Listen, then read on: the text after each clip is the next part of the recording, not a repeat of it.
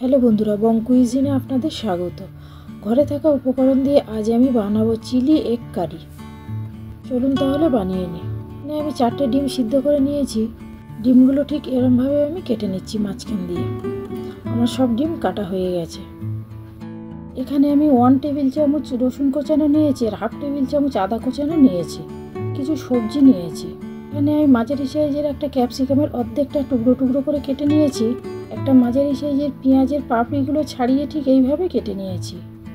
2টো কাঁচা লঙ্কা কেটে রেখেছি আর একটা টমেটো ভিতরে দানাগুলো বাদ দিয়ে আমি টুকরো টুকরো করে কেটে নিয়েছি।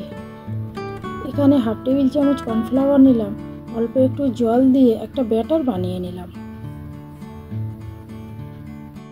এখানে 1 টেবিল চামচ সয়া সস নিলাম, 2 টেবিল চামচ টমেটো সস নিলাম আর 1/2 টেবিল চামচ চিলি সস নিলাম। সাথে 1/2 টেবিল চামচ চিনি দিয়ে দিলাম, দিয়ে ভালো করে মিশিয়ে নিলাম। আমার সস রেডি হয়ে গেছে। এখানে কড়া বসিয়েছি, কড়াতে সাদা তেল দিয়ে দিলাম।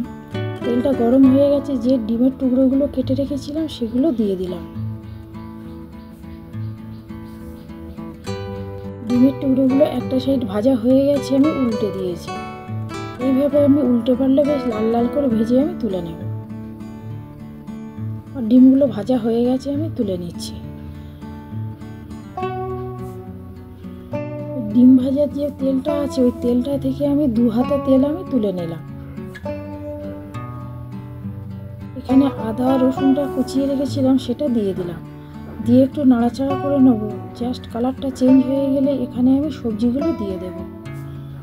এখানে আমি সবজিগুলো দিয়ে দিলাম, টমেটো, ক্যাপসিকাম, পেঁয়াজ আর কাঁচা লঙ্কা। একটু নাড়াচাড়া করে একটু ভাজা ভাজা করে নেব। নিয়ে 1 টিস্পুন জিরের গুঁড়ো দিয়ে দিলাম, 1 টিস্পুন ধনের গুঁড়ো দিয়ে দিলাম, 1/2 টিস্পুন হলুদের গুঁড়ো দিয়ে দিলাম, 1 টিস্পুন গরম মশলার গুঁড়ো দিয়ে দিলাম, দিয়ে আরও একটু নাড়াচাড়া করে নেব।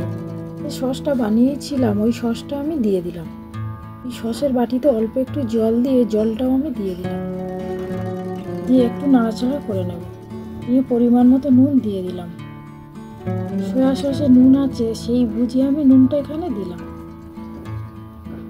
কর্নফ্লাওয়ারের ব্যাটারটা আমি এখানে দিয়ে দিলাম, দিয়ে একটু নাড়াচাড়া করে নেব। প্রচণ্ড ঘন হয়ে গেছে তাই আরও একটু জল দিয়ে দিলাম, দিয়ে নাড়াচাড়া করে নিয়ে গ্রেভিটা বেশ ফুটছে, এখানে আমি ডিমগুলো দিয়ে দিলাম।